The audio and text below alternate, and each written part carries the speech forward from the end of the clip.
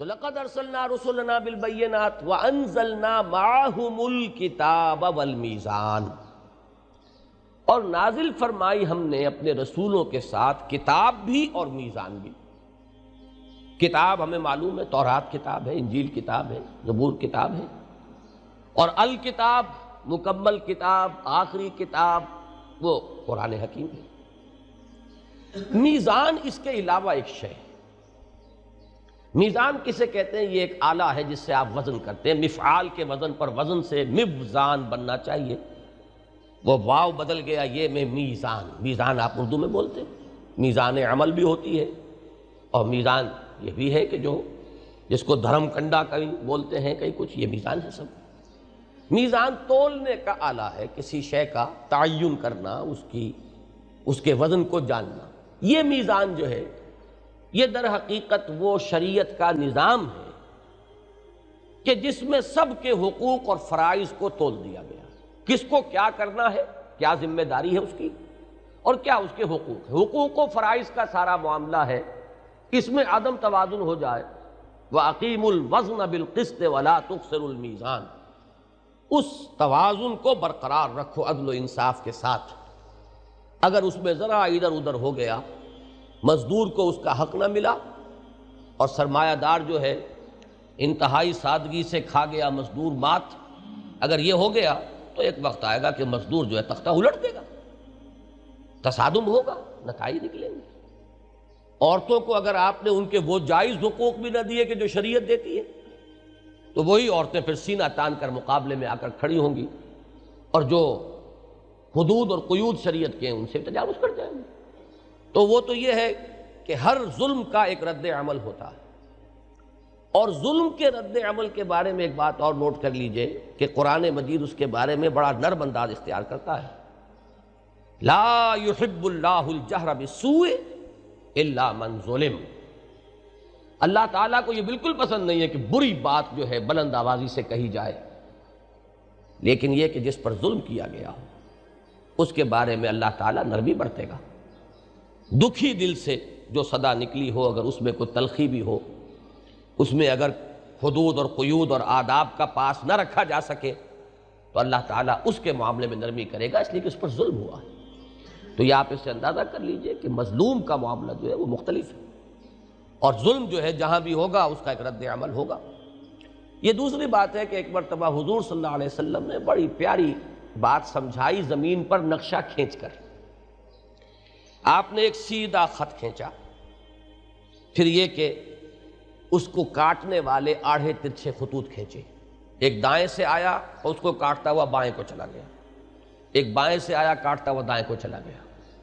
یہ جو آپ نے تصویر بنائی، عجیب طریقے سے حضور نے تمدن کا وہ جو پورا نظام چلتا ہے، اور جس طریقے سے تمدن کے افراط و تفریط کے دھکے ہیں جن سے نوع انسانی اس وقت دوچار ہے، اس کی بہترین ڈائیگرامیٹک ریپرزنٹیشن ہے وہ جو حضور صلی اللہ علیہ وسلم نے کی۔ ایک تو یہ صراط مستقیم ہے جو صرف اللہ دے سکتا ہے، کسی اور کے بس میں ہے ہی نہیں، وہ ہدایت، وہ صراط سوی، صراط مستقیم، یہ تو ظاہر بات ہے کہ وہی ہستی دے سکتی ہے کہ جو بالکل غیر جانبدار ہو۔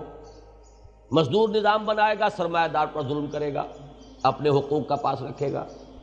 سرمایہ دار نظام بنائے گا، اپنے حقوق کا تحفظ کرے گا، مزدور کو پیسے گا۔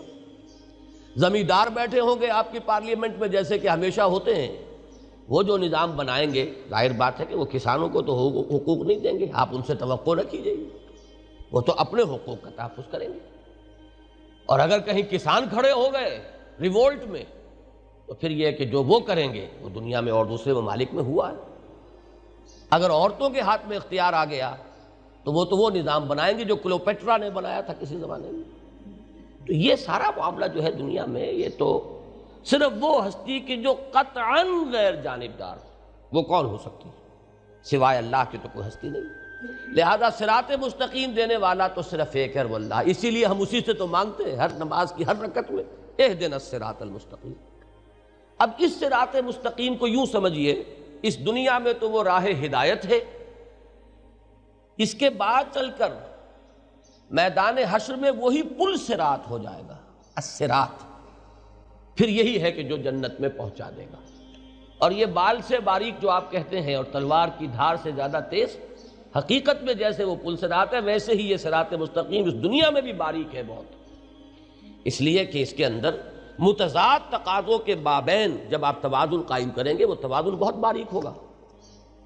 لو سانس بھی آہستہ کے نازک ہے بہت کام، آفاق کی اس کارگہ شیشہ گری میں ذرا سا عدم توازن اس کو ڈسٹرب کر دے گا، اس لیے کہ وہ تو متضاد تقاضے ہیں نا۔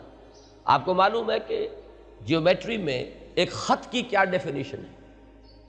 لائن کسے کہتے ہیں آپ؟ خط وہ ہے کہ جس کی صرف ایک ڈائمنشن ہے، لینتھ ہے، بریڈتھ کوئی نہیں۔